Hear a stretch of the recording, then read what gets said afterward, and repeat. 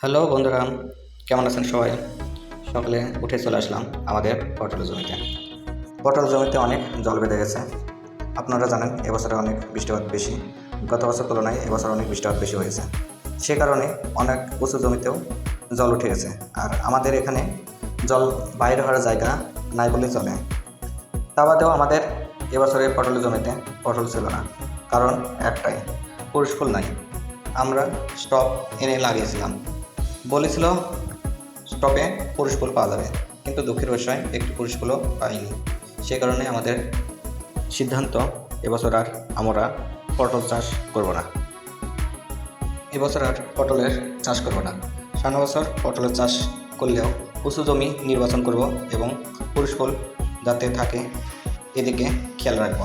আর আপনারা যারাও পটল চাষ করবেন তাহারা পুরুষ ফুল অবশ্যই যাতে থাকে জমিতে সেদিকে নজর রাখবেন।